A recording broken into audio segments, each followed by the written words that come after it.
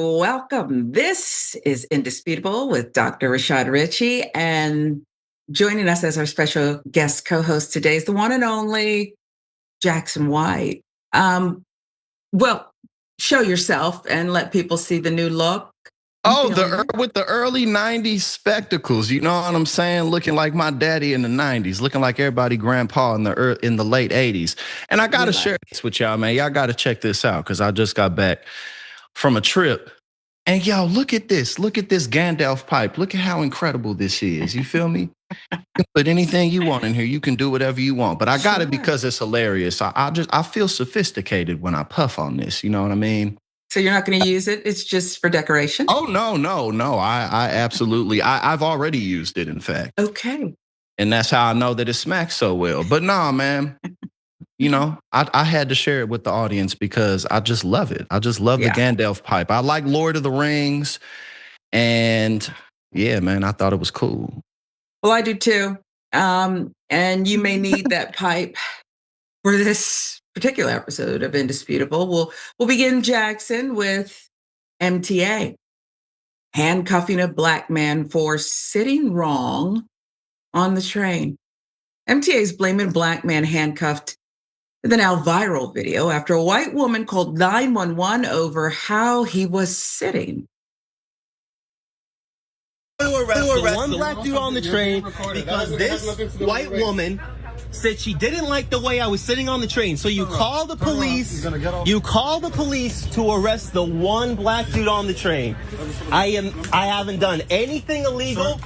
I haven't done anything illegal. I haven't done anything illegal. I am sitting on a train and one white woman didn't like my presence. Resisting what? Resisting what? What are you trying to arrest me for? I was sitting on a train. I was sitting on a train and you're trying to arrest me for what? Can I not even know what you're trying to arrest me for? These are excellent questions that anyone who's just sitting on a train when suddenly they're accosted because of a white woman's accusation would want to know. Here's the deal. Award-winning Black screenwriter Alex O'Keefe, who previously worked on The Bear, posted the video with the following caption to his Instagram. I was arrested on the MTA train to Connecticut today, pulled off, handcuffed, detained. An old white woman got on the train and immediately pointed at me and told me to correct how I was sitting. This is a real story, folks. Wow. I refused, so she went to the conductor and complained. The conductor called the police and stopped the train. While waiting for the police to arrive, the old Karen's friend said, "You're not the minority anymore." The police told me to leave the train. I refused and asked, what was I doing illegally?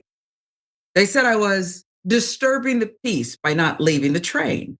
They pulled me off the train, arrested me without even talking to the Karen who reported the one black person on the train. Look at your life, America. So Mr. O'Keefe was then detained and arrested outside the train, still waiting to figure out what he did. All in the word of one OG Karen, who said, sit up straight, young man. This is what I'm envisioning. When he didn't, well, he's going to be yanked off the train. Got to do what this OG Karen says. Metro Transit Authority has since responded. MTA officials told the Associated Press that O'Keefe was sitting with both legs stretched across an adjacent seat, which is a violation of MTA rules. Are you for real right now? Whoever gave the statement, I'd fire him on the spot if I was in charge. I don't want to hear about what the rule is. I only want to hear we apologize for acting erratically based on an OG Karen's word. The police have to get involved because somebody won't take his feet off the seat, MTA Chairman Jano Lieber said during a press conference. She can go too. Or is it he? Just take your feet off the seat. It's that simple. And respect other passengers. We'll take a look at the video and deal with all the dramas that seem to come out of these simple interactions these days. It is a simple interaction, and let me make it really simple for you. This is an OG Karen white woman trying to tell a young, I was going to say accomplished brother, but it doesn't even matter. It doesn't matter how accomplished he is. Mind your business. And the next time the press gets involved, because the police also, I think this is a lawsuit waiting to happen. Pull the trigger, please. I think the next time the police get involved and it comes to your desk, Jeno Lieber, say, I apologize for the conductor. I'm not part of the police, but I apologize for their actions too. And we've now barred the OG Karen from getting back on MTA for at least a year. I don't care if she's shut in. Am I wrong, Jackson? No, I think obviously there's plenty to say about police practices, but I'd like to kind of well, not really shift focus, but maybe highlight just the atmosphere that we're in. Charlie Kirk's passing and how the right has responded to it. ABC firing Jimmy Kimmel, him coming back. Thank goodness to public pressure. And by the way, a good example that public pressure absolutely works, and we all have more power than we're led on to believe that we do.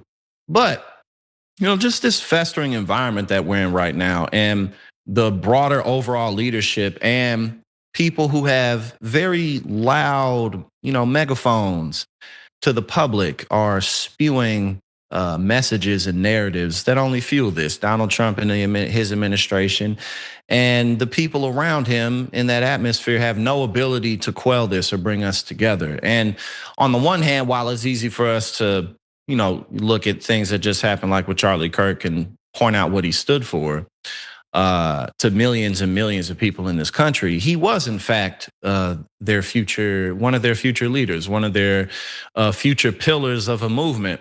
So a lot of people are in fact taking this as a huge deal. So I'll just think that unfortunately for the next 3 years at least, I think that stuff like this will continue to escalate, especially like when you look at, consider like ICE, and they're hiring 10,000 people and they're minimizing hiring standards that they have for who's doing it. I think that it's a virus that's just going to continue to spread throughout the institutions in this country.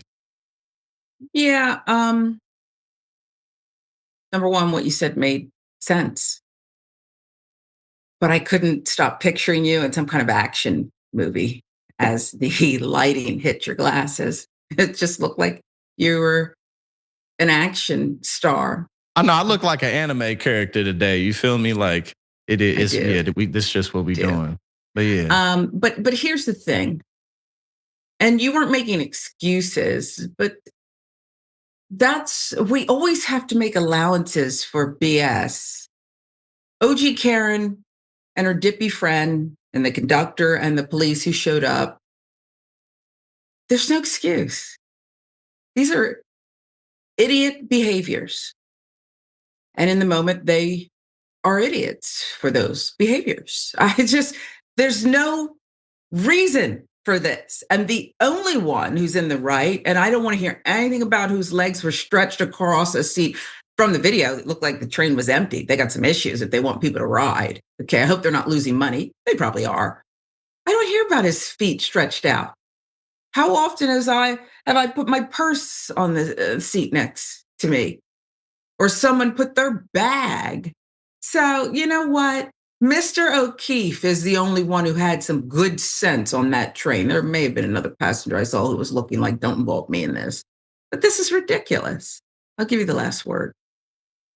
Yeah, absolutely. You can definitely point to the individual characteristics. And I guess in a lot of ways, we started off the show with I wish a Karen would. Yeah.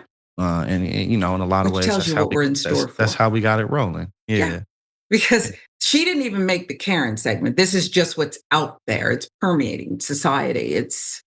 You're right about one thing. It's sickness. It's multiplying. It's spreading. It's a pandemic. It is. This behavior and the willingness to participate and get away with it. It's a sickness. We'll move on. The Department of Homeland Security. It's to be taken seriously, protects us, supposedly. It's that line of defense that keeps Americans protected. So, Department of Homeland Security has released an ad, a Pokemon themed ad. The Department of Homeland Security has released a new video. Due to copyright, we're unable to play the original audio, but the video is set to the Pokemon theme. Gotta catch 'em all. Over video of ICE conducted arrests. Let's play it.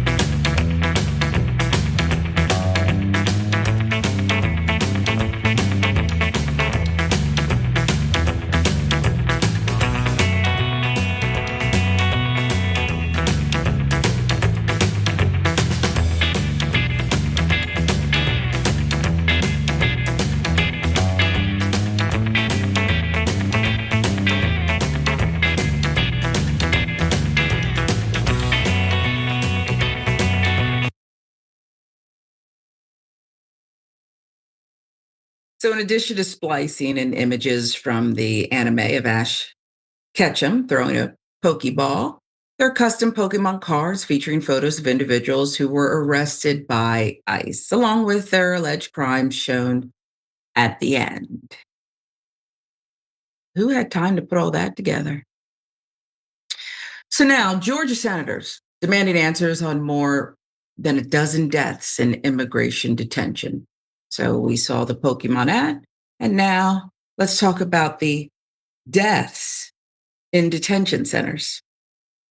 Since President Trump took office, 15 people have died in immigration detention. 10 of those deaths occurred between January and June. Senators John Ossoff, Raphael Warnock wrote in a letter shared exclusively with NPR. The senators say that is the highest rate in the first 6 months of any year publicly available. Whatever our views on border enforcement, immigration policy, I think the overwhelming majority of the American people does not want detainees abused while they're in U.S. custody, Ossoff told NPR in an interview. Across the country, reports of overcrowding, unsanitary conditions, issues with food, health care access have all been the product of a focus to make more arrests. The letter follows a report Ossoff released in July that alleges human rights violations occurred at immigration detention centers, including mistreatment of children, citizens, and pregnant women. DHS broadly refuted the claims. Was it a broad brush? Nope, didn't happen. Earlier this year, ICE officials announced the agency was out of detention space. By the summer, over 50,000 people were in detention, but ICE only had 46,000 beds. You do the math. In the letter, Ossoff and Warnock reiterate the concern of delayed reporting of death. ICE is failing to meet its own standards for reporting detainee deaths, thereby hindering congressional oversight efforts. Probably the point. Leaving families in the dark as their loved ones' fates. Adding that ICE guidance requires the agency to post an interim notice of any detainee death to ICE's website within 48 hours, and directs that every effort should be made to post the interim notice sooner. I don't know why it would even take 48 hours. Within 5 minutes, it should be up. If somebody in Homeland Security has the ability and time to produce that dumb ad, the Pokemon ad, I don't know why it would take 48 hours. Look, but regardless of what you think of that ad, Jackson, whether people like or don't like the use of power, this is what's out there, and there's no oversight. And the broad brush denial tells you it's not going to change, even when 2 U.S. senators from a pivotal state like Georgia basically release a letter demanding answers. I think obviously I took the shades off. You feel me? Like I was blinding people long enough. I had fun with that.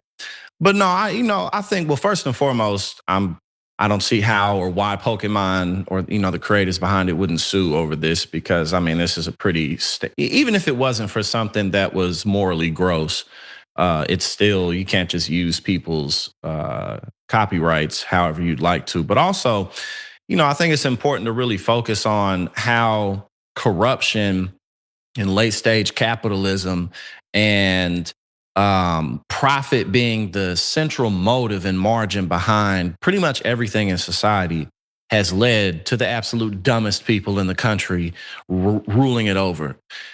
People who have no qualms about doing things like taking Medicaid away from 17 million individuals, like, taking away hundreds of billions of dollars that goes towards cancer research, that goes towards keeping disease and viral infections from spreading, that go towards really keeping the world a safer place for everybody, so that a couple thousand people, essentially, billionaires and corporations and those behind it, they're the ones who have been consistently getting the most gains.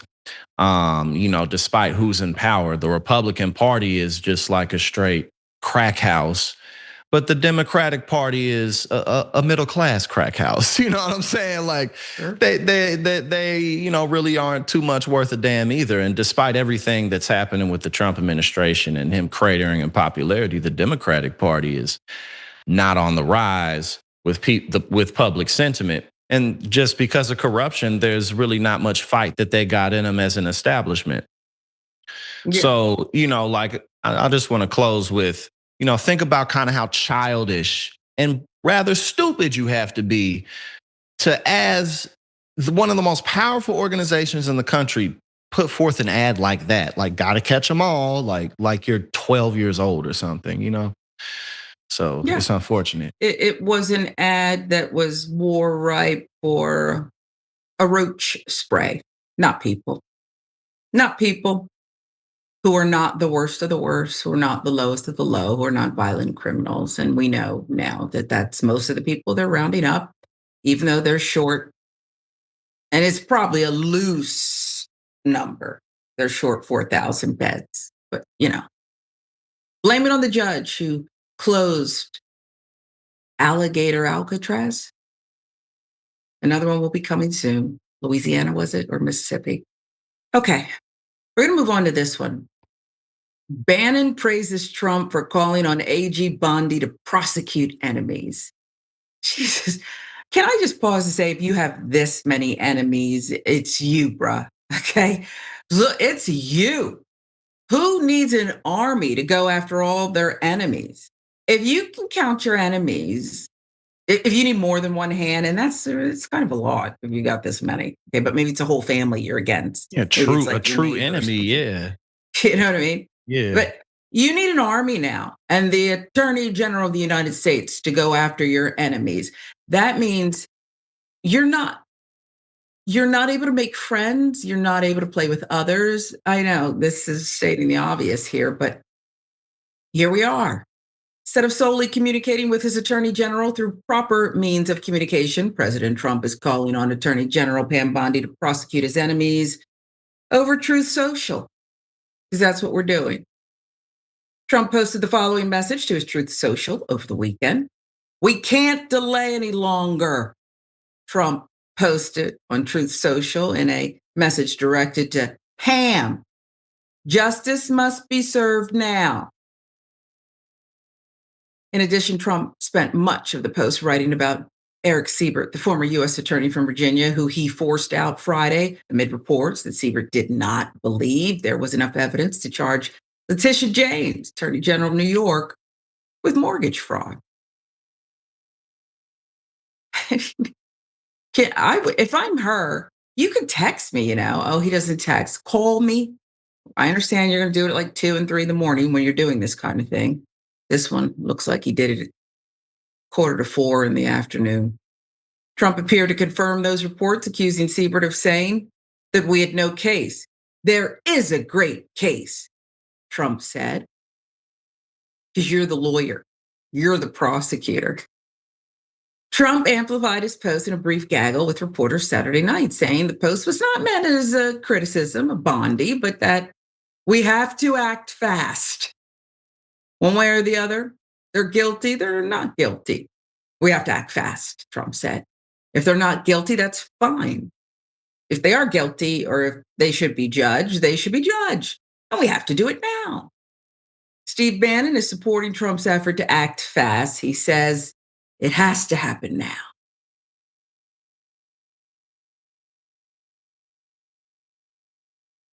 It has to happen now, right now. We're in an inflection. It either gets done now, or if we don't do it now, with Trump, the Trump administration, the people he has in that cabinet, the House and the Senate, we got what we got, folks. The courts, we got what we got. We have to make it happen now. And how do you make it happen now? You're relentless in demanding it. And every second of every day you work behind the scenes, and we do it here in War Room. We're gonna, you're gonna make calls, you're gonna get in people's faces, and we're gonna demand action. A lot's happened. So why does it have to happen now? Because listening to Steve Bannon's statement there sounds all political, right? It's like I always thought being in a relationship with a comedian would be fantastic. He'd keep me happy and full of laughs. But then I think I'd wake up and there'd be something serious going on. And I have to say, can we ever just be serious here? Can we just be serious for 1 second? And I don't know if the comedians I love, would it be able to be serious? And that's what I feel like we're in. Although with a comedian, you just want to, I don't know, smack them upside the head or something figuratively. But this is about a life and prosecuting people who it seems didn't do anything because you don't like them and or because they prosecuted you because you did do something and a judge or a jury agreed that you did something. It's like we're living in a comedy show, but it's not very funny, Jackson. They do have to move fast. They're wounded animals with their backs against the wall. At the end of the day, this is not, in fact, an autocracy or dictatorship. And despite the fact that the system is very corrupt, it still doesn't allow Donald Trump and his minions to do absolutely anything they want. Federal judges are striking back things pretty frequently. And with the approaching midterms and the 2028 election, and not just that, but just his growing unpopularity because of real tangible things that everyday Americans experience and can't hide themselves from. Like if you go to the grocery store and you're noticing that the prices of the meats and the fruits and vegetables and dairy products that you buy are, significantly more expensive, then that's going to impact how much money you're spending elsewhere, which impacts the entire economy. So like he can't really distract from that. So they do have to move as quickly as they can to dismantle everything as quickly as they can so that they can maybe like people talk about a civil war, but we ain't finna do that. You know what I'm saying? Like in reality, the walls are just closing in on Donald Trump. Like, what we gonna go to civil war over? Donald Trump? No. The last time we went to civil war, it was over the way that this country literally functioned as an organism, how it survived, how it operated, the lifestyle that it granted people. It was over all of that. It wasn't over just some guy that a couple million people love, so. Despite the fact that he avoided prison when he won the election, he's still in just as much trouble as he's ever been. And every day he's in more trouble. Yeah, but he's dragging us with him on this odyssey. And a couple million, tens of millions. Lost the vote. 70 million, which makes it worse. Yes, let's be real, like 70 million people plus. And yes, unfortunately, we elected him to be president. The American people, the public, did that at the end of the day. And so, yes, he's dragging us down, but we'll be all right. Well, we have to be. But a couple of things have to fall in line first. This is indisputable. Jackson White, Sharon Reed, in for Doc today. He has the day off. Much more to come, including your comments.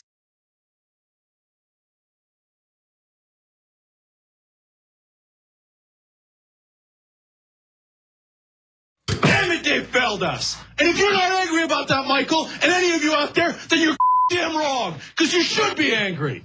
Young Turks. It was genuine. He was mad. Cenk Uygur, known online as one of the Young Turks, isn't afraid to throw some punches. 3, 2, 1, fade up. Cenk the Turk Uygur. What kind of TV station is this? The whole point is for me to yell and scream and tell you what I think. It was right out of like Wayne's World. This guy on this little rinky-dink website is speaking truth to power. We've been averaging 600,000 views a day, beating most of the cable shows in America. We're the largest online news show in the world. We're celebrating our 1 billionth view. Television, we're coming. More politics ahead with Cenk Uygur. He knew that the MSNBC opportunity was an experiment. If Phil and host beat CNN and headline news combined, at some point, they want to give me a show. Every single year, that comes out of our paycheck. We put it in, and you're saying we were suckers. When you, as a host, tells someone you're interviewing to shut up, that's going to raise a red flag. That guy needed a tall glass of shut up juice. If President Obama's doing the wrong thing, I'm not going to tell you that he's doing the right thing so I can, quote, support him. He says to me, "You won't believe the meeting that I just had."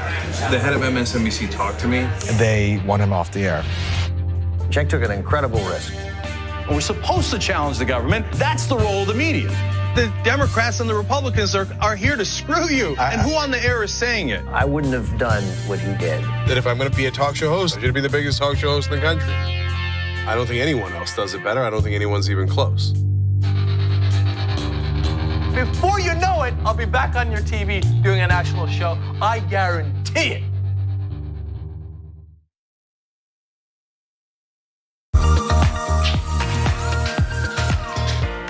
Magic. It's showtime. And say 45 minutes. I'm hosting today. Now, I know what you're thinking, JR, your face is already perfect, but you know what? I still need to apply some makeup. I went through this process, right, a few years ago, when I realized that I was gonna have to wear makeup on the show. I had to go through like finding out what my undertones were. You guys know what those are? I got my MAC Cosmetics. It says SPF 15 foundation, broad spectrum. But apparently what I have is red undertones, and I think pores are not supposed to be seen. I need all these things to be confirmed for me. These sponge things don't work for me. You gotta use your hands. At least I did. That's how the magic really happens. So we're gonna go through a tutorial how to make the magic happen from beautiful to beautifuler. Let's go. I've already been moisturized. That's the first thing. But moisturization already happened. We go raw, all hands. Pick up a couple streaks. This is the guy way of putting on makeup. Look at that, dots.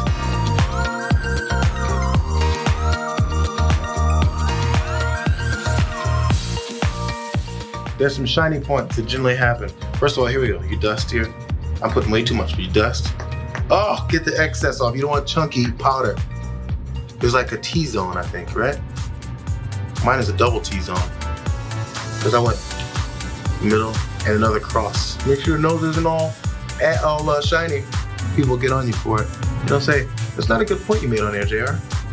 Your nose is shiny. You guys are picky like that sometimes. I think that's about it, fellas and ladies. See you guys next time. Bitsies.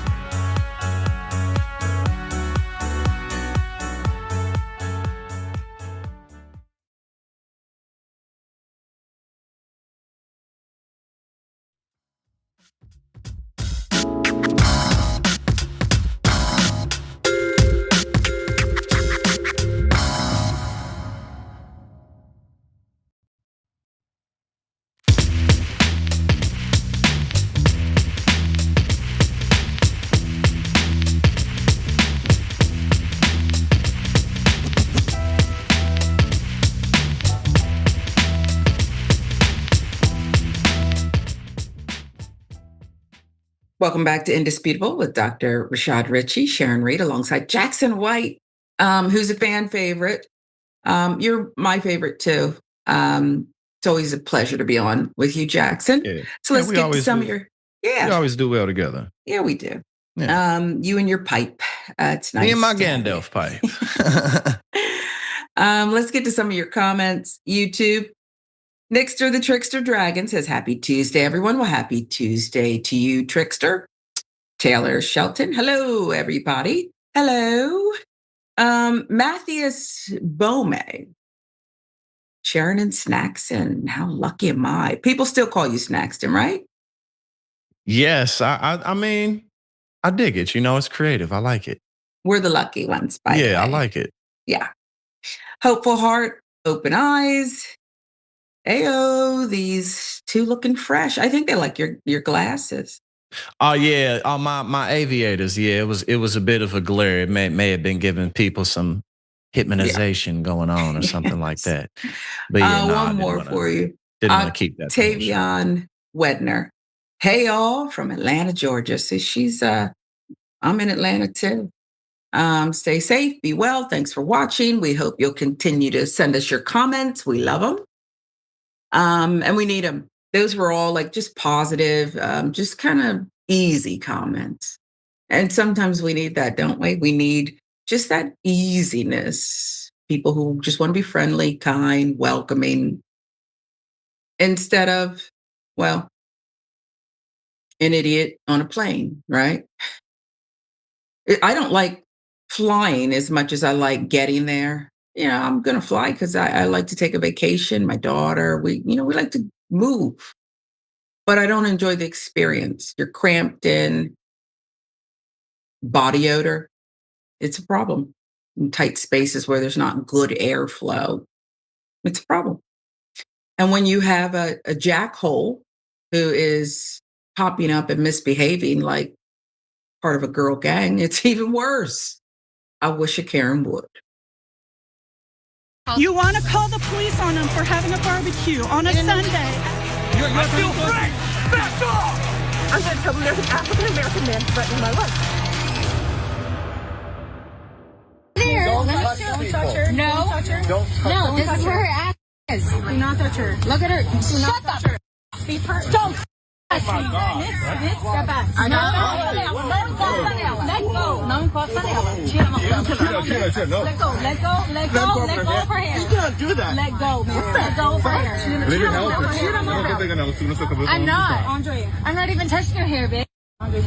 Hilarious. You can't even show your mouth because you're embarrassed. You can't even see it because you're embarrassed. Shut the up. Who is Alana? Sorry, I can't hear you. I can't hear you, ugly ass.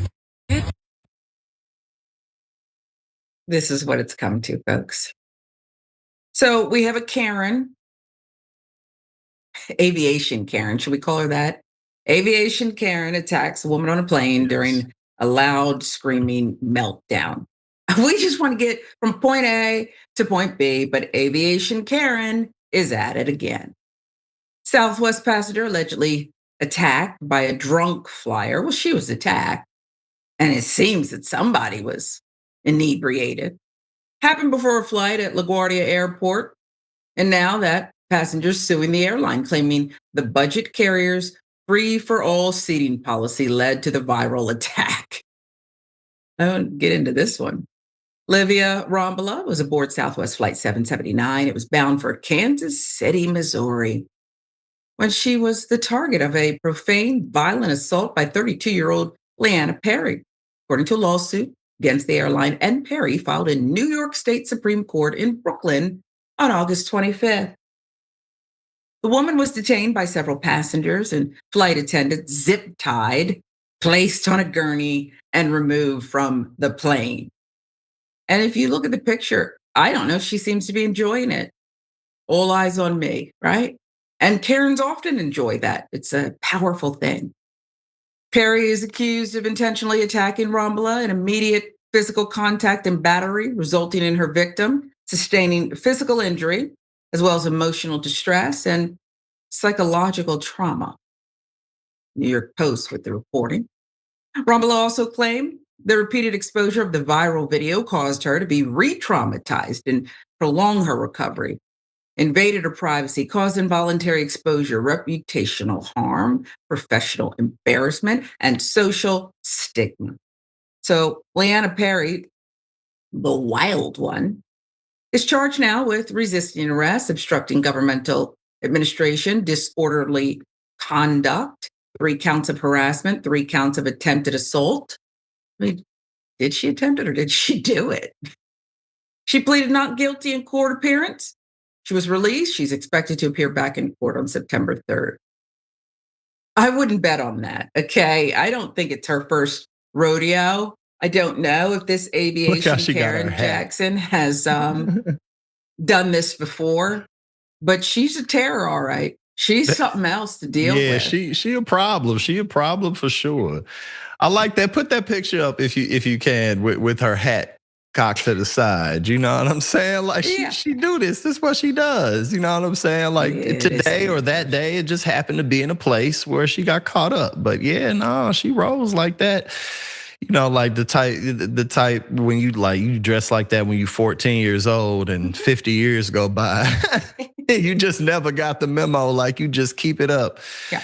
But I mean, look, if someone puts their hands on you in public, you know, I mean, like you can't really blame anyone for defending themselves. I think a lot of people would, I mean, it would be shocking, but a lot of people certainly would put their hands back on you. And I understand, listen, I get that being on an airplane can be a bit tiring, annoying. I was just on an airplane, you know, and sometimes it takes people forever to get off and you're just thinking like, there's no way that this should be taking this long. But that doesn't mean that you have the right to put your hands on people. So, you know, she's going to have to learn this lesson one way or another.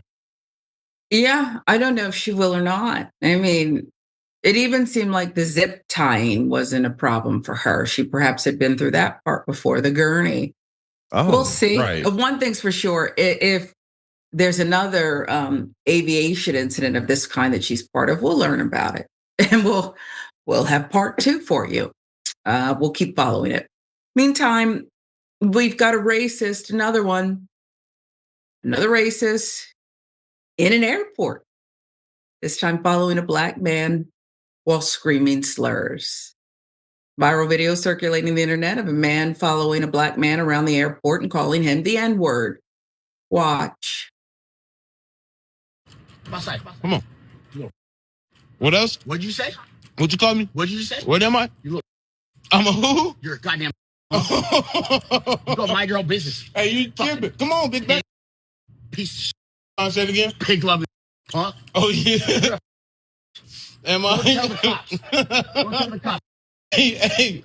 I can forewarn you before I knock you out. You're not gonna do none of that. Look how big you are, bro. Catch me, bro. You're a goddamn ugly ass. I get hot chicks, bro. You're a. Look at you. You don't get no hot chicks. He said, "I get hot chicks, bro." One thing, I'm not one, but I've studied enough of them. And one thing a racist does not appreciate is being laughed at while they're in the act and being called big back. And then the other thing about, you don't get hot chicks or whatever. So those are 3 like death blows to a racist, laughing at them, calling them big back, and referencing the kind of chicks they don't get. Okay, but it made him walk away. Give you some of the details here. As you heard, the victim in this case was completely unfazed. In the footage, a heavy set, big back, white man in a Kenneth Cole t-shirt and black Crocs is seen confronting a black man in the baggage claim area of an airport. The man repeatedly uses the racial slur while also calling the black man recording the confrontation other insults. He gets giggles in response. What am I? The black man asks. You little N. The man responds. I'm a who? The black man asks. Victim just laughs off the expletives, appearing not to take them to heart. While being teased, the white man threatens to beat up the black man, which the victim welcomes, not appearing the least bit intimidated. The white man says they can take the confrontation outside. But when the black man follows him out, he only continues using slurs and profanities instead of carrying out his physical threats. Let's give you the online reactions now, shall we? He was extremely angry because he failed to get a reaction by using the N-word. Yeah. Right. He was like, I'm going to use it. I'm going to say it. And is this a clinic, if you will, Jackson, a blueprint to how to handle these bigoted, disgusting, big back Well, these racists, these male Karens. Is this the blueprint to how to just get them to leave you alone? I mean, yeah, everyone's different, but I definitely would have poked him in his belly and started shuffling around him. Like that Pillsbury Doughboy. Yeah, exactly. You know what I'm saying? I would have from like the Goonies. I would have and then started dancing around him, let him chase after me. But I mean, yeah, you can't really get mad at that for real. Like, bro, go away, go home, man. Yeah. Like, go. You need to go do a whole lot of things. You know what I'm saying? Just leave me alone. Like, stop it. Stop it. Come on, man. Guess who's back tonight?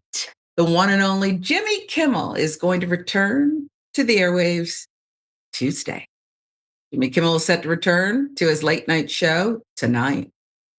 This news came from the parent company, ABC, in a statement, and here's some of that statement.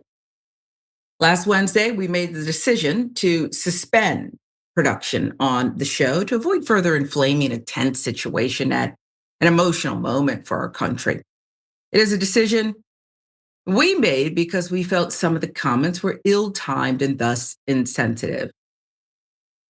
We spent the last days having thoughtful conversations with Jimmy, and after those conversations, we reached the decision to return the show on Tuesday.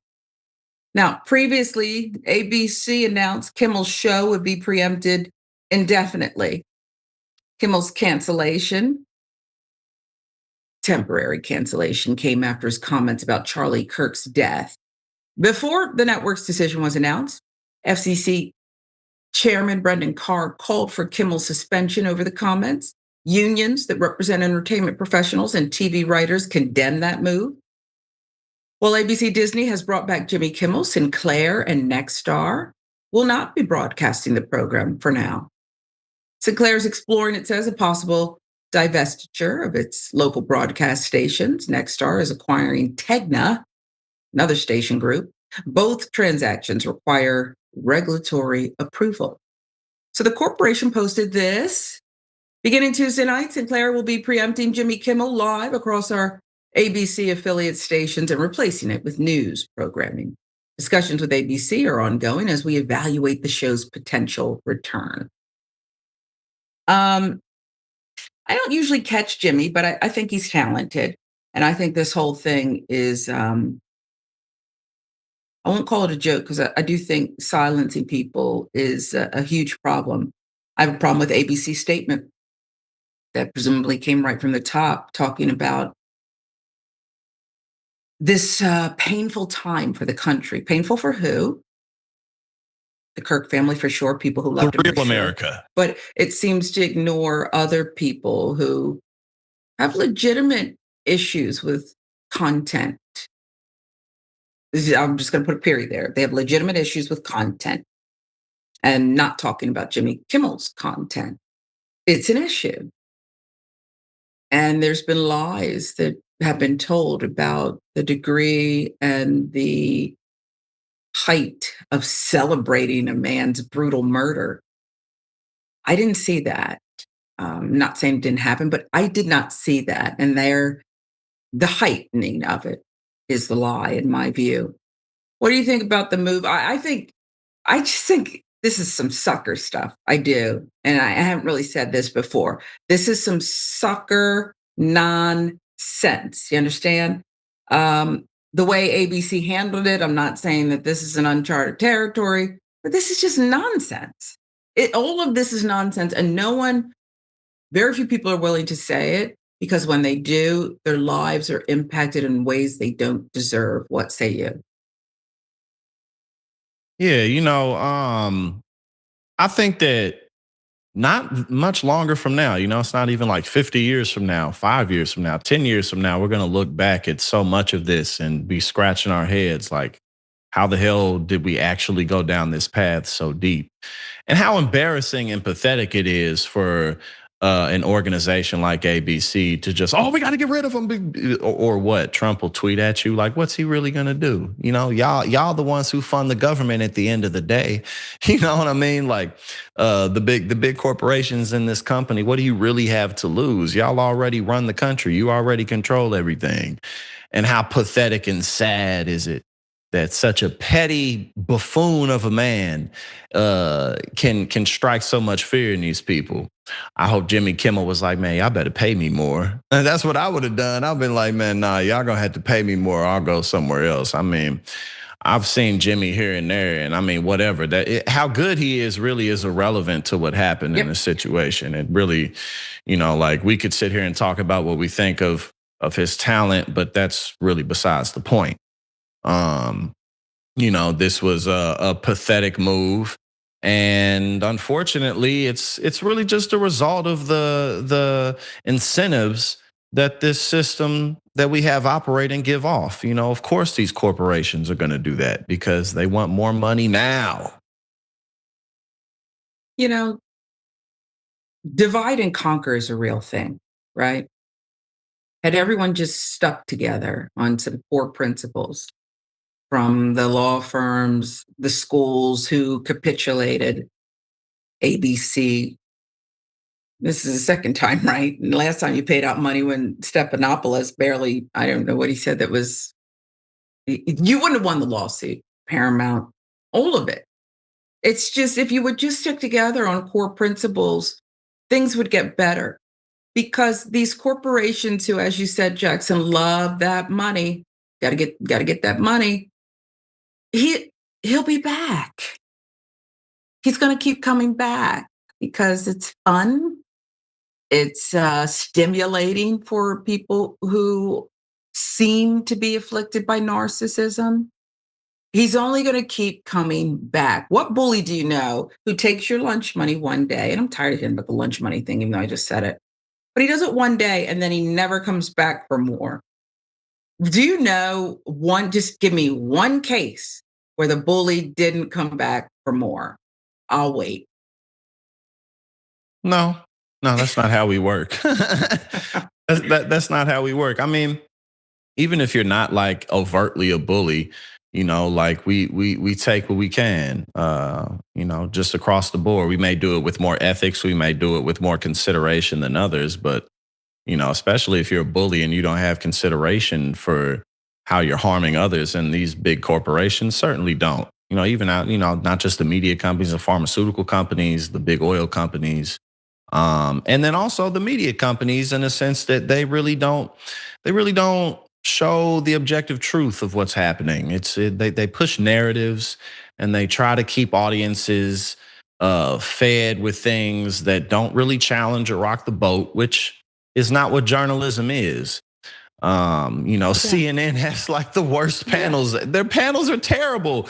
The dumbest conversations about nothing and nothing of real insight or significance and is being said. Upset. They have Scott Jennings on saying horrific things, but is he suspended? I don't know. Like, why was that? What's the woman's name who was like with The Biggest Loser, and she got caught up in like a bunch of controversy and stuff because she was like, "Oh, stop blaming white people." Jillian Michaels. Like, why is she even on the CNN panel in the first place? Like, what? Why does it? Like, why is she just for a channel that's reaching so many people in the nation, and you're about politics in the news? Like, why is she here? It seems to be a simple formula. You say things that are offensive to a good number of people, right? Not everyone, but a good number of people, and there's your golden ticket.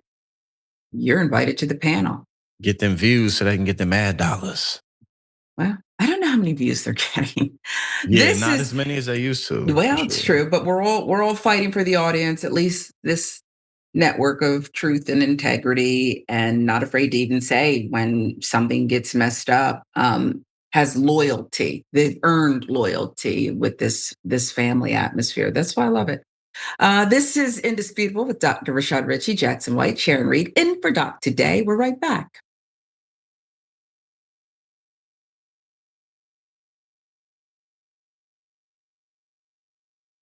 Indisputable is still the fastest growing news show in America compared to CNN, Fox News, and 30 other networks. We tell the truth on Indisputable because the truth is indisputable. We go places that other news media outlets refuse to go. When there were human rights abuses happening at the Victorville prison, guards and members of the community contacted us. You, through your investigative reporting, unearthed very troubling allegations about specific forms of abuse and discrimination in the federal prison system. It really doesn't take much to be a trusted voice. All it takes is to be fearless, report on matters, be an advocate. I called it the bullpen intentionally because it's a place of preparation. We present individuals who may have an opposing view, so we debate. Sometimes we interview individuals because their stories deserve to be heard. A survivor of significant police misconduct and his attorney. We covered this story earlier and to remind you of the horror of one man being shot at damn near 100 times by the police. We take time on this show to showcase the temper tantrums of Karens in the wild. We do this not because we want to see people's emotional outbursts in public, but because these incidents are emblematic of a bigger societal issue taking place across the nation, and it has to be checked. My friend, my big homie, attorney at law, Benjamin Crump. I just want to thank you, man. Educated, articulate brothers like yourself speak truth to power. It makes a great difference in changing the landscape in America. So listen, no matter what you do, don't allow the politics of ideology to evaporate the soul that still exists inside of you. They don't stop, I don't stop. Racism won't stop, I won't stop. Systemic bias won't stop, I won't stop. People still need health care, so I won't stop. People still need criminal justice systems reform, so I won't stop. You won't stop either.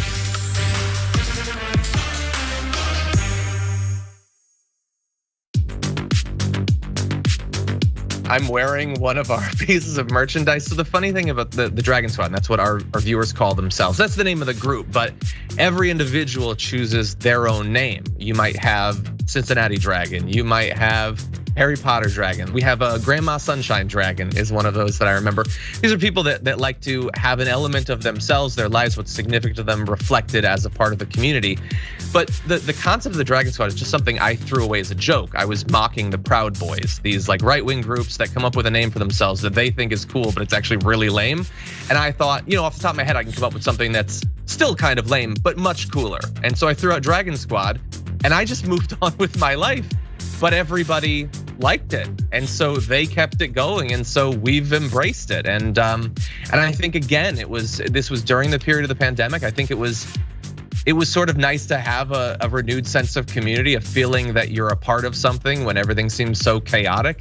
And as a result of that, we've got independent artists online streaming, making beautiful digital art of dragons. We've got, we've released a number of pieces of merchandise that people love sending us photos of them. And then, by the way, for me personally, people send me, like you can probably see in the background, like a knitted dragon someone sent me. There's a dragon book they sent me, dragon board games they send me. People have done like custom ironworks, making dragon bottle openers. Like the fans are super invested in diamond art and things like that. And so it's great that they send this stuff. Sometime we're gonna have to set up a wall of all of it. But yeah, it's definitely brought the community a lot closer together. The fact that we were no longer in this big studio, I felt a lot more personally attached to people. It felt very immediate. And I know that I personally needed the connection.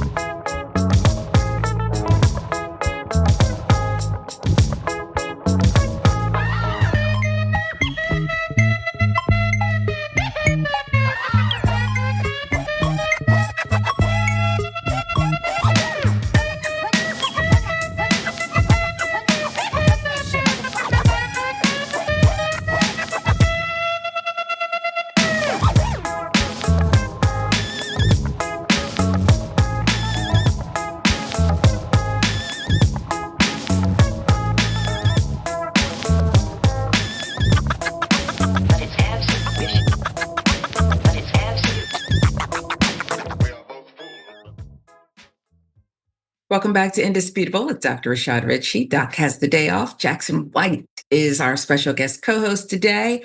Let's get to some more of your comments. TYT member, let's see, Dale Quan 7, aka Embarrass Vet Dragon.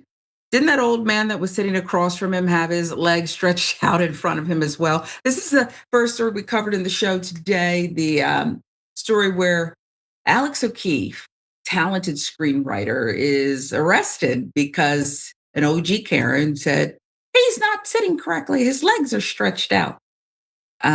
Just embarrassing. Yeah, I thought I saw that too. There was hardly anybody on the train from what I saw. YouTube, Matthias Bome. Wow, she needs help. That could be the Karen on the plane, aviation Karen, who swung on someone and went out talking a lot of trash, carried her out on a stretcher. Let's get to Twitch. It's Just Vegas says this is what happens when someone spends a few hundred at the airport bar before a flight. You think, really? But there's overpriced drinks, I think, at the airport. I'm not a drinker, but they're watered down, I think I hear people say.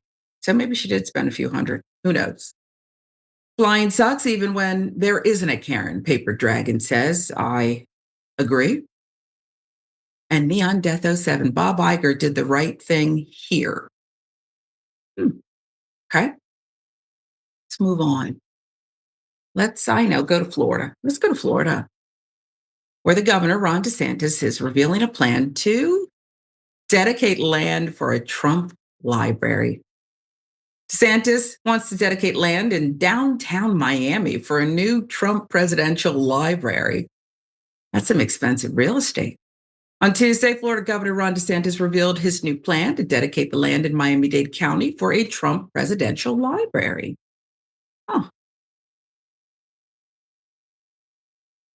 In a press release, the governor announced he will propose a plan to dedicate a 2.63-acre parcel in Miami-Dade County for the Donald J. Trump Presidential Library at the meeting of the Board of Trustees of the Internal Improvement Trust Fund, September 30th. The Hill with the reporting. President Trump has achieved results for the American people and made a lasting impact on our nation's history. Now, he just stops right there. Just stop the quote right there. President Trump has achieved results for the American people. That is true. It's true. And he's made a lasting impact on our nation's history. That is true. It's true. No state has better delivered the president's agenda than the free state of Florida. That's mostly true. Is Florida really free anymore? We would be honored to house his presidential library here in his home state. Wow. The proposed site of the library is adjacent to Miami's Freedom Tower, known as the Ellis Island of the South. It was famously used to provide assistance to Cuban refugees fleeing Fidel Castro's regime in the 60s and 70s. In a video posted on X on Tuesday, Florida Attorney General James Uthmeyer said he could think of no better location. Watch. This is Attorney General James Uthmeyer. This morning we're here in Miami at the Freedom Tower, our very own Ellis Island of the South. Back in the 1950s, Cuban families arrived here fleeing the terrors of communism. This location serves as a symbol of freedom, a beacon of liberty for the rest of the country. Immediately adjacent to the Freedom Tower is the land that the state would like to set aside, land that we hope will one day house the presidential library of President Donald J. Trump. I can think of no better location to tell the story of Donald Trump. I find this to be strange, a strange choice. This is a governor who put people on planes who were just showing up in our country, rounded them up, sent them to Martha's Vineyard, other places. Doesn't seem to be pro-immigration, if you will. And putting it next to the Ellis Island of the South seems like an odd choice, Jackson. Yeah, it is an odd choice, but it's also just kind of a middle finger to what the country actually stands for. Because when they talk about the real America, it's really a fantasy. That America that they desperately want to bring us back to never existed in the first place. This country has always been a multicultural nation from its founding. I mean, before European settlers came over here, there were millions and millions and millions of Native Americans throughout this land. So it started off that way. And then people pretty immediately began migrating here, including, the slave trade and all of that. So the whole time, this has been a nation of immigrants. And so, and this is not buried secret information that nobody can, oh, we just found this out. No, this is what America is. So this whole dream that they've been chasing is really kind of an extension of the Confederacy. It never really went away, but they're going out with a bang. But at the end of the day, their idea of America has never existed, and it will never exist. Some would argue with that, but I will say this: I agree. The Southern Daughters of the Confederacy would be proud. They rewrote history. Some of that still lives. We see the Confederate monuments and the like. And so putting a Trump presidential library next to a symbol of welcoming and immigrants, bring us the poor, the tired, I'm blanking. It's interesting, isn't it? It's interesting. This is Indisputable. I'm Sharon Reed, Jackson White. Another quick break. We're right back.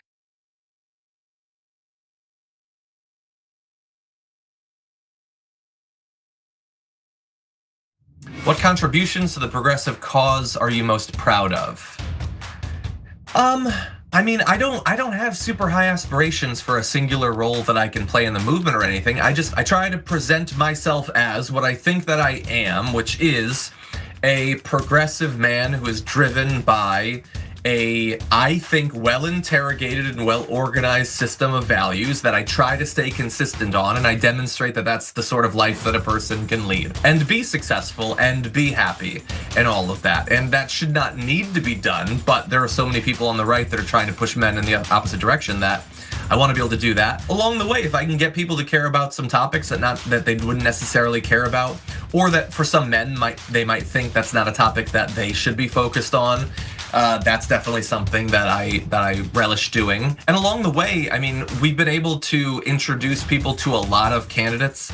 That's been a big part of what we've done. Not all of them necessarily got in office. Probably most of them did not. And a lot of them, you might not even remember their names. But it was great to be able to provide people the platform where they had the chance of, making a difference. Obviously, AOC and all that. But there's been a lot of great people along the way.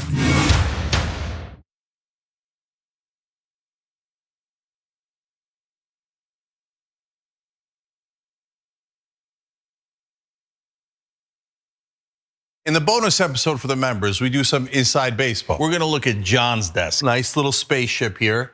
Nerd. But it is kind of look cool. Who has Legos? Oh no. He's taken apart a keyboard. Who has a mouse pad that's this big? He's got a dog with a nose that you can hang something on. You know what this desk screams to me? Nerd.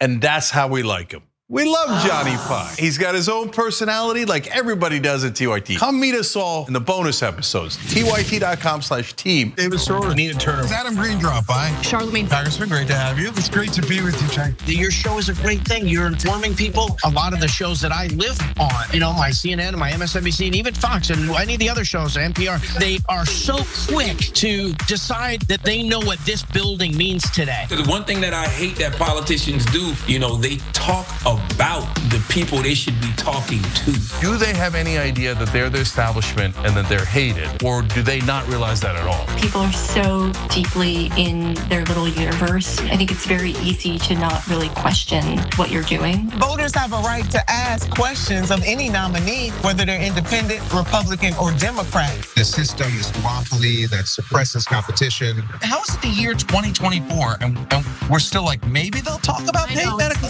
Like, how are how is that like at one level, it's like, look at what we're talking about now. You're like, it's 2024. And that's always been the critique, that your critique of us is, well, you guys give good speeches, you put out good tweets, but you're not wielding actual power. Now we're starting to. My favorite news platform by far. It's not even close. It's about a country and a principle, and that's what you and I both work to achieve, and I'm so glad that at least half the battle has now been won. If you want to go really hear what's going on, honestly, you should tune into the Young Turks. Thanks for doing such a great job. Please keep it up. Hang tough. Yeah. That makes me so happy. Oh, I like making you happy. I didn't know about that. This is a happy Anna Kasparian. You're welcome, YouTube. Join the Dragon Squad by becoming a YouTube channel member. Click the join button below or sign up on tyt.com/join to get access to fun emojis, a member-only chat, exclusive shop TYT designs, ad-free watching, and so many other amazing perks. Plus, you get bragging rights for being part of the coolest community on the internet and help us drive real positive change in the world. The Dragon Squad awaits, so join today.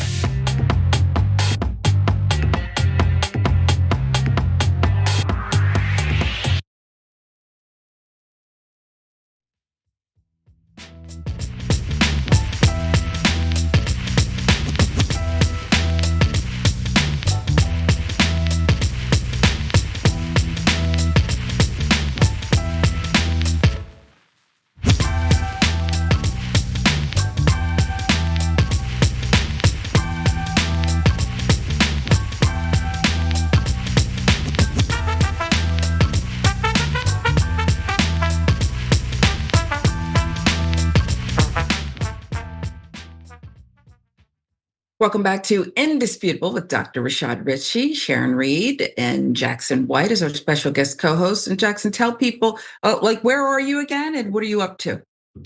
So, well, I do contractual work with a variety of different entities, but in terms of like this type of work, y'all can find me at Politics and Paper on YouTube, and I still do political videos, but I've made a shift more into filmmaking, documentaries of various sorts, and I've got a variety that I'm finishing up now in the editing process, and then I'll be releasing them pretty regularly. Just because I'm hosting shows and things like that, and I also want to be able to create content that provides a bit more lasting value and that you can do a bit more with than talking about like today's news.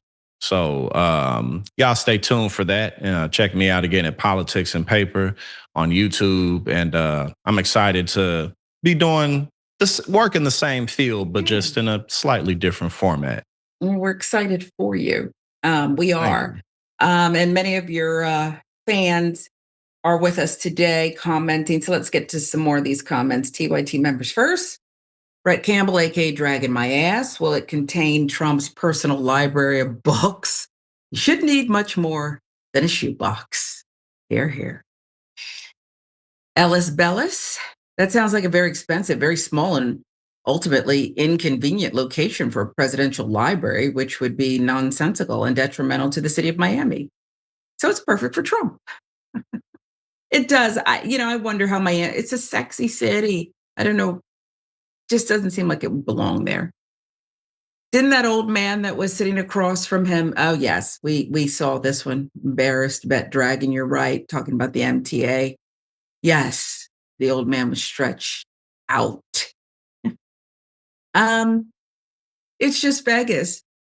Hope he slams them. And Trump talking about Jimmy Kimmel. What will Jimmy Kimmel say on the air tonight? You never know. But I will say this, and maybe you'll agree with me, Jackson, by this whole episode and what was done with Jimmy, will he not have the highest rated program tonight? Maybe more than the Oscars, thanks to Trump. And yeah, probably. I mean, I think naturally is definitely going to be extra people tuning in to check him out. But like I said, hopefully he asked for a raise, because I absolutely would have. Because he had mentioned that he was upset about it because it was some BS. Like, oh, y'all gonna kick me off. And he didn't even, at the end of the day, what he said was just not significant for anything like that.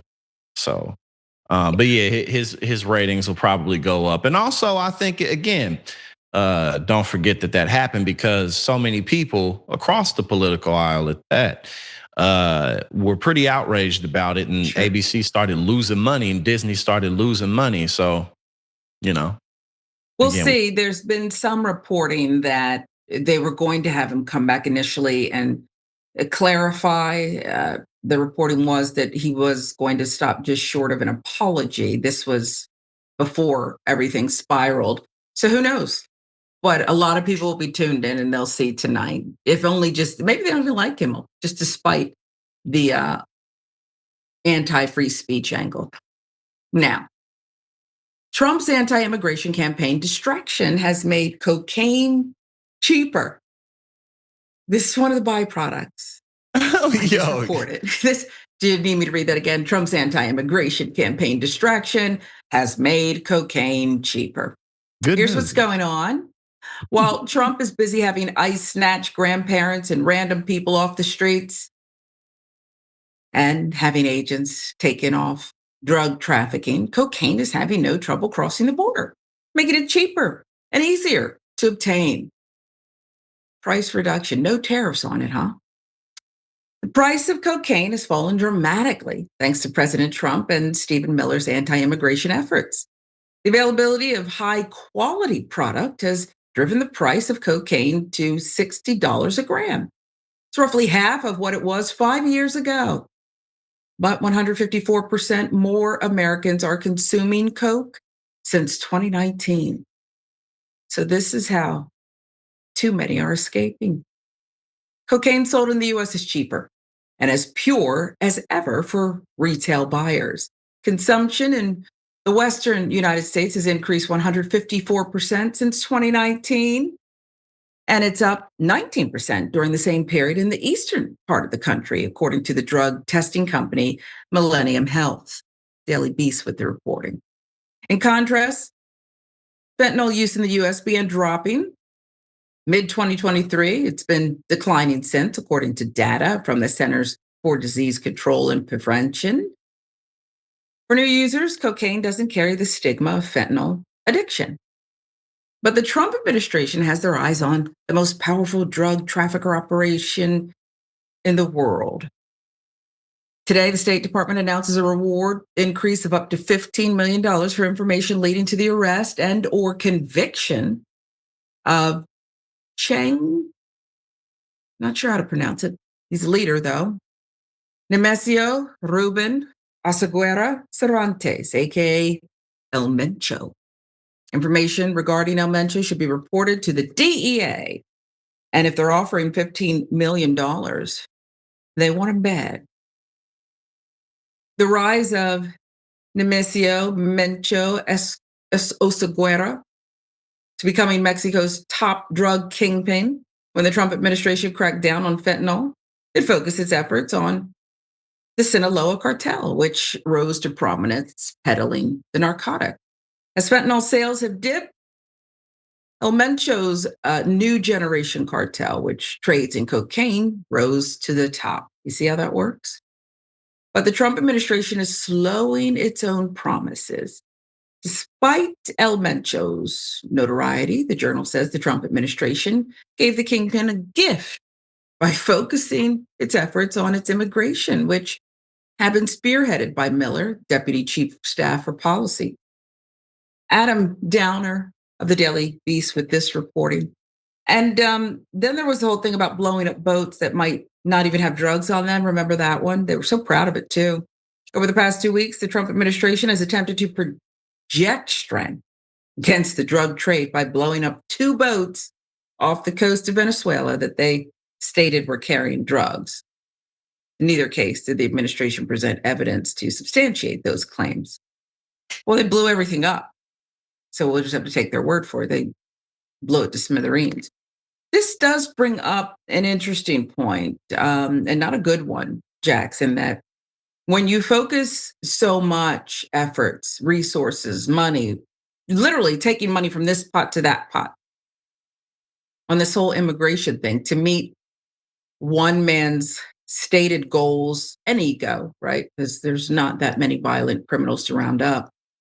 Other things will falter that'll have really dire consequences for some people in some corners of society. Well, first, I'd like to say this is cocaine being cheaper is undoubtedly great news for many. But Jesus. Hey, I mean, it is what it is. And also, I just wanted to say that to lead into the reality that, like, what is blowing up a couple boats gonna do? At the end of the day, you're murdering people, you're killing people, and we don't have the right to just do that. On top of the fact that there's an entire built-in economy that operates around the drug trade because Americans love drugs. Like this, we can't do enough of it. And not only that, but the United States itself allows pharmacies and corporations to sell as many drugs as they want to people. Every other commercial that you see on television is some drug commercial, and at the end of the commercial, they like, if this drug doesn't help you, it might kill you. So make sure you call, if your eyes start bleeding, or if your feet fall off, just call your doctor. And they don't do nothing but advertise drugs to us. This is the kind of nation that this is. The prison industrial complex is built off of people being arrested for having bags of drugs on them. So nothing is changing. The only thing that will change any of this is if we change the drug laws themselves, make a system that goes more towards rehabilitation, and take away the power of cartels to make money at all, or deeply or greatly lessen their ability to do so by legalizing, taxing, and regulating drugs. Yeah, I mean, if you really want to do something about it, that's what we got to do. There's really no other way to do it. Obviously, I'm sure that there's plenty of very brilliant people who could at least debate this topic, but this is the direction that we need to be going. We need to be getting away from the punitive measures and treating this more of an issue that, okay, our system stimulates this, and people who struggle with drug addiction, we shouldn't look down on them. We should help them. So your point is drugs are here to stay. We might as well take some of the danger out of it, the profit for the criminals out of it, legalize it, and people will partake in drugs. Not all of them are addicts. Others we can more readily help. Is that the understanding? Yeah, well, I mean, just in general, for instance, like cocaine is and like methamphetamine are amphetamines, but so is Ritalin, so is Adderall. So are ADHD medications, speed. They're all amphetamines. They all come from the same type of chemical compounds.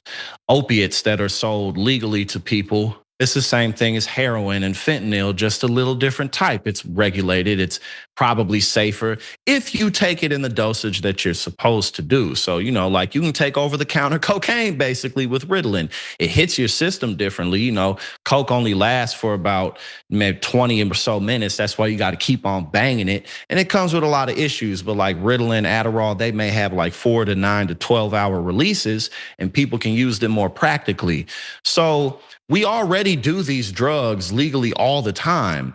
And so if we can change our thinking about how we see them, then that can also lead us down a path to where we can, not just be throwing people in prison for a system that stimulates us doing drugs in the first place. The reason it is so easy to get like any drug you want because they're not regulated and because they're illegal. You can't just get Adderall and oxycodone or whatever type of prescription medication. You can't just go get that, but you can go pretty much anywhere and get you some coke, get you some heroin, get you some whatever, because it's not regulated. So Well, that's true.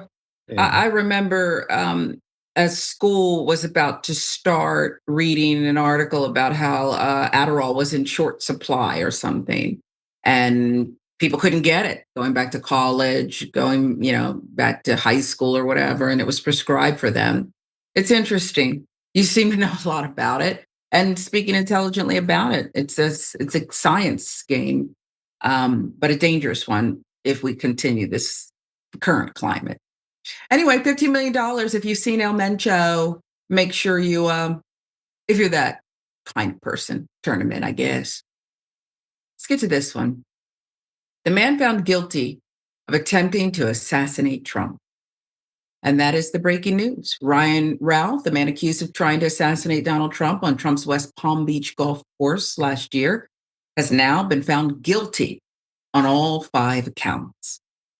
Ralph was forcibly removed from the courtroom after what Judge Aileen Cannon, remember her, described as an outburst. Ralph represented himself in the trial was arrested in September 2024 at Trump's golf course.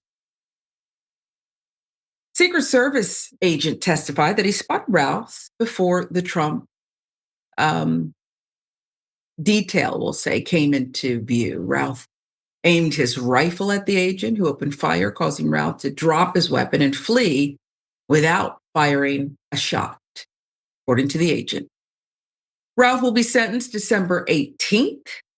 There's this from ABC News. Ralph faced 5 criminal charges, including attempted assassination of a major presidential candidate, using a firearm in furtherance of a crime, assaulting a federal officer, possessing a firearm as a felon, and using a gun with a defaced serial number.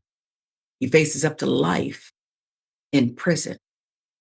So this isn't really a surprising one, Jackson. They have the man who, it appears, and now convicted, tried to kill President Trump, then candidate Trump. Still, though, I wonder why, and this just popped into my mind. I was reading this story. I mean, there's nothing else there except I wonder why, having faced 2 assassination attempts, right? One where there was blood, the ear, he goes down. Well, he does the fight. They tried to take him down. He lost his shoe, the Secret Service did.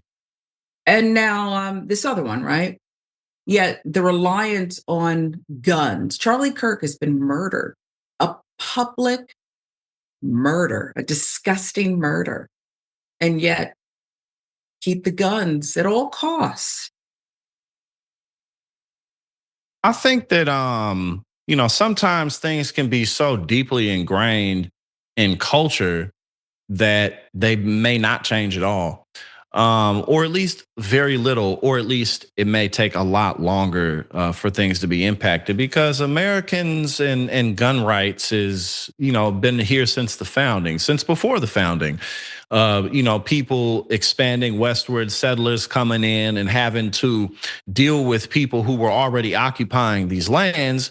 They were constantly battling each other because of territorial issues. So it really goes into just, and again, not even just like, what is America? How did this form? It wasn't just the British over here. It was the French. It was the Portuguese. It was people from all over the world who had interests in the colonies. So in order to, guns are just part of colony culture up until this day. And obviously we have things now like the NRA and strong political advertisement, and then people all over the spectrum in terms of what they believe we should do about gun violence. There's really no uniform agreement. I mean, not over 90% of Americans are in favor of like common sense gun regulation, but then there's still so much of a debate to be had because there's more guns, registered guns, than there are people in this country. So which you would think that would be enough. I mean, you're talking about colony days. They didn't have these automatic weapons that could level a football field of people. Okay. Remember the Vegas shooting? People are at a concert one moment and someone is shooting a high-powered weapon at them from a hotel room. It doesn't make any sense. You want a gun? Have a gun, right? But it's that last part that I know we say it often, but more guns than people in the United States. And we're wondering why. Yeah, I mean, I think this is an issue that really just goes back to how corrupt our system is. How many ways that there are to corrupt the system through political action committees, super political action committees, committees that you ain't never heard of before. Like no matter what, there's some type of way to get around the general law that you're not supposed to directly corrupt political figures and elected officials. So I don't know what it's going to take. I mean, what is it really going to take? Even outside of people like Charlie Kirk getting hit or Trump's assassination attempts, kids continue to get slaughtered pretty much on a weekly basis in this country. And we're just used to it now. Well, an easy thing would be to take the money out of politics, because you said it. Most Americans want common sense gun law reform. Just common sense. If the majority of Americans want that, there's only one reason that it's not happening, and that's money. And that seems pretty clear. I do want to, before we close out the show, get to a couple of these comments from our friend Tech Nauseated, because I had forgotten about this, talking about the drug issue and drugs becoming cheaper thanks to Trump pouring everything into immigration, disappearing people. Tech Nauseated. Remember when Elon said that Trump's tariffs will make fentanyl more expensive? Like he thought they came in through legal ports of entry on shipping containers or something? LOL. I had forgotten about that. Another comment. It won't affect me, Tech Nauseated says. I died from drugs along with 300 million others last year, referring to Donald Trump's comments that, well, he was 99 point something off in that number. It was 75,000, which is too many, not 300 million people. Oh, and he who said, died. he also said recently about like the boats, because they just blowing up boats now. He was like something about the boat had enough drugs to kill 25,000 people on it or something like that. Like, but how is that quantified? Oh, he's just making it up like everything else. He's And just who's going to making it check up, him, of course. Right. He's got the media afraid. He's got his own cabinet members who are just in it for themselves and blind obedience, blind loyalty. So really, who's going to check him? He said that 25,000 people would have died had they not blown up the boat. No due process. And so that's what we're going to stick with. I guess so, unfortunately. But luckily, we have good fact checkers, and enough people know that Donald Trump, everything he says is a lie. Like, it's just automatic for him. He can't help himself. Well, I don't know if people had opportunity to catch it or if they were taking a nap instead. I can't get the time back, but he was at the United Nations as well. And his speech went something like, your escalator rather, is broken. You don't even have marble floors. The teleprompter doesn't work. I lost a bid on this decades ago. I said I could $500 million. I could have made this building something nice. I could have made it nice. And by the way, what are you doing? I dismantled 7 wars. I saved millions of lives, and I didn't even get Tylenol causes autism. Like, like and what you are should we have doing? seen What are the we doing? look on, some people had in their translators, but all of the looks Yeah, like were, what? Like, right, besides the his rest of the buddies. world is like, yo, we got to get these dudes off of this pedestal. We got to get them out of here. We got to. How can you One blame them? commentator noted it was as if they'd gone to a comedy show. They didn't quite know what to make of it. Right. But this is what went on. There was a cutaway of the First Lady and Marco Rubio and the rest of his little group of supporters. It was stunning. And he took triple the time that was allotted to him. And he just spewed, why did you come to this? And it was actually supposed to be a celebration of the United Nations, marking another period of existence. And instead he came there and he told everyone off. He told everyone off. He even talked about how our air is clean, but because of China and India dumping garbage in the ocean, this is what we're dealing with. It was rambling. It was Trump on something. Do you know what I'm saying? It was pretty incredible, even for him. I'm gonna check it out. Because I got a bunch of editing and review work that I got to do today, so I might as well put that on in the background. Remind people where we can find your great work, Jackson. Yeah, definitely. Y'all can check me out at Politics and Paper on YouTube. And of course, you can continue to catch me on TYT throughout the week.